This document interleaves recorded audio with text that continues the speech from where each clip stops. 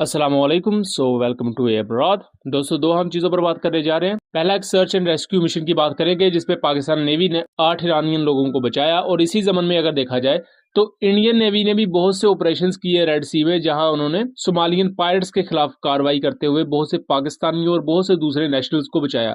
इसके बारे में एक अलग से नैरेटिव बनाया जाता है सोशल मीडिया पर, उसकी बात करेंगे। और दूसरा बात करेंगे, एक बांग्लादेशी ओसेंट ये क्लेम करते हैं कि वो जेट एंड सी एयरक्राफ्ट की तरफ उनकी एयरफोर्स जा सकती है। इससे पहले भी हमने सेम इसी तरह के काफी दावे देखे थे बांग्लादेश की तरफ से, बट प्रैक्टिकली हमने कुछ भी होते हुए नहीं देखा। दोस्तों, 24 मई को पाकिस्तान नेवी की तरफ से प्रेस रिलीज जारी की गई, जहां यह बताया गया कि 8 ईरानियन फिशरमैन थे जिनकी बोट को अनकंट्रोल फायर ने घेर लिया। और इस तमाम इंसिडेंट में उनकी बोट तो थोरोली तबाह हो चुकी थी और वो उस कश्ती में फंस चुके थे। इस दौरान पाकिस्तान नेवी की पीएनएस यरमूक जो कॉर्वेट है, इस तमाम डिस्ट्रेस कॉल को रिस्पॉन्ड करती है और इन फिशरमैन को जिंदा बचाया जाता है। इस पूरी कार्रवाई में ना सिर्फ पीएनएस यरमूक शामिल थी, बल्कि पाकिस्तान नेवी की एविएशन यूनिट्स यानी कि जो हेलीकॉप्टर्स वगैरह है, उन्होंने भी इस पूरे कार्रवाई में हिस्सा लिया। ना सिर्फ इन 8 माहीगीरों को बचाया गया, बल्कि उसके साथ साथ जो शिप पर फायर थी उस पर भी काबू पाया गया। सेम इसी तरह हमने देखा कि रेड सी में रिसेंटली इंडियन नेवी बहुत ही ज्यादा एक्टिव नजर आई। ना सिर्फ इंडियन नेवी ने अपनी वॉरशिप्स की तादाद रेड सी में बढ़ाई, बल्कि उसके साथ साथ उन्होंने वहां बहुत से एंटी पायरेसी ऑपरेशंस भी किए। जैसा कि कुछ शिप्स पर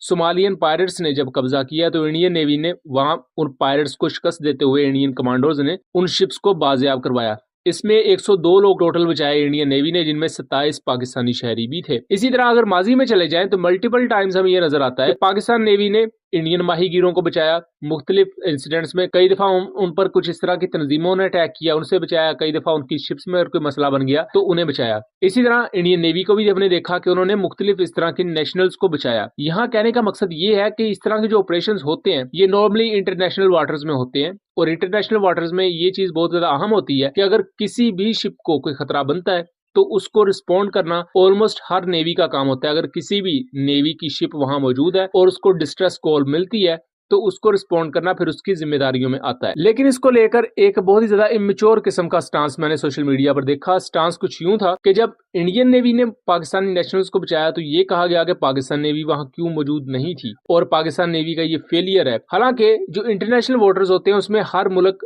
हर जगह अपनी शिप्स को नहीं भेज सकता। इसी तरह 2021-22 में जब बहुत से इंडियन फिशरमैन को पाकिस्तान नेवी ने बचाया तो तब ये स्टांस नहीं क्रिएट किया गया कि क्या इंडियन नेवी फेलियर का शिकार हुई, क्यों नहीं अपने फिशरमैन को बचा सकी। बिकॉज हर जगह आपकी शिप्स मौजूद नहीं होती। जिस जगह जिस भी मुल्क की शिप मौजूद हो और उसे इस तरह की डिस्ट्रेस कॉल आए तो फिर वो शिप उसके मुताबिक स्टेप्स लेती है। सेम यही काम पाकिस्तान और इंडियन नेवी ने किया। जो ये ईरानियन शिप का मामला है, ये ईरानियन वैसल बुनियादी तौर पर पाकिस्तानी एरिया ऑफ रिस्पॉन्सिबिलिटी में थी और ईरानियन एरिया ऑफ रिस्पॉन्सिबिलिटी के बिल्कुल बॉर्डर पर, यानी कि जहाँ पाकिस्तान और ईरान के पानी मिलते हैं वहां इसको मिस्टीरियस सर्कमस्टांसेस के अंदर आग लग गई तो पाकिस्तान नेवी की शिप इसको अकोमोडेट करने के लिए पहुंचती है। मेरा ख्याल से हमें ऐसे मामलात पर एक मिच्योर सेंस क्रिएट करनी चाहिए। बिकॉज देखिए, पाकिस्तान इंडिया की हॉस्टिलिटी अपनी जगह, जिन पॉइंट्स पर कॉन्फ्लिक्ट है वो अपनी जगह, और जो कॉन्फ्लिक्ट से रिलेटेड चीज होती है उसको रिपोर्ट भी किया जाता है। लेकिन हर चीज को कॉन्फ्लिक्ट की नजर नहीं करना चाहिए। पाकिस्तान नेवी और इंडियन नेवी ने अपना अपना काम सरंजाम दिया, अपनी जिम्मेदारियों को सरंजाम दिया, तो इस पर जो ड्यू रिस्पेक्ट है वो बिल्कुल देनी चाहिए। और जहां गलती है, जहां आपको लगता है कॉन्फ्लिक्ट लाइक सिचुएशन है, वहां पॉइंट आउट करना चाहिए। दूसरा हम बात कर लेते हैं बांग्लादेश एयरफोर्स की। बांग्लादेशी ओसेंट के मुताबिक बांग्लादेश एयरफोर्स एक प्रपोजल के साथ आती है। बांग्लादेश एयरफोर्स ये क्लेम करती है कि वो मुस्तकबिल में डिसॉल्ट राफेल या जेट एंड सी एयरक्राफ्ट की तरफ जा सकते हैं। बहरहाल मैं बताता चलूं कि सेम इसी तरह की चीजें हम 2019 से लेकर अब 2024 आ चुका है और आज तक सुनते आ रहे हैं कि बांग्लादेशी एयरफोर्स कभी जैस 39 ग्रिपन लेने वाली है, कभी F-16 ब्लॉक 70 लेने वाली है, कभी वो जेट एंड सी लेने वाली है और कभी यूरोफाइटर टाइफून लेने वाली है। लेकिन आज तक हमने कोई भी ऐसी चीजें नहीं देखी, प्रैक्टिकली नहीं देखी। बांग्लादेशी एयरफोर्स इस वक्त यूज करती है पुराने F-7 एयरक्राफ्ट जो कि चाइनीज साख्ता है, और उसके साथ साथ बांग्लादेशी एयरफोर्स यूज करती है रशियन MiG-29 एयरक्राफ्ट जो कि 4th जनरेशन एयरक्राफ्ट है। लेकिन वक्त के साथ साथ अब बांग्लादेशी एयरफोर्स को भी ये नजर आ रहा है कि फ्यूचर में नेक्स्ट जनरेशन अगर एयरक्राफ्ट आपकी एयरफोर्स के पास नहीं है और आपकी एयरफोर्स इस मामले में पीछे रह जाती है तो फिर आपकी बाकी मिलिट्री डोमेन्स का कोई हाल नहीं है। अगर बांग्लादेश का जो एक एनिमी कंट्री है, एक दुश्मन कंट्री समझ ले, वो म्यांमार है। म्यांमार के पास अब 4th जनरेशन एयरक्राफ्ट मौजूद है और बहुत अच्छे 4th जनरेशन एयरक्राफ्ट मौजूद है। Su-30 है, JF-17 है। हालांकि एक वक्त था जब पाकिस्तान ने JF-17 बांग्लादेश को ऑफर किया था, बट इंडियन ब्यूरोक्रेसी के प्रेशर में उस वक्त बांग्लादेश ने पाकिस्तान से अल खालिद टैंक भी नहीं लिए थे, उसके साथ साथ उन्होंने JF-17 भी नहीं लिए थे। ये बात सन 2008-9 की है। उस वक्त बांग्लादेश एयरफोर्स ये समझती थी कि तेजस एयरक्राफ्ट ऑन टाइम होगा तो हम इसे परचेज कर लेंगे और हमें किसी भी किस्म की मुश्किल का सामना नहीं होगा, बट चीजें किसी और तरह ही रब को मंजूर थी। अब ये जो मुख्तलिफ ओशंस हैं, इनके क्लेम्स इस तरह आते रहते हैं, कभी JAS-39 ग्रिपन को लेकर, कभी यूरोफाइटर टाइफून को लेकर, कभी किसी एयरक्राफ्ट को लेकर, कभी किसी एयरक्राफ्ट को लेकर।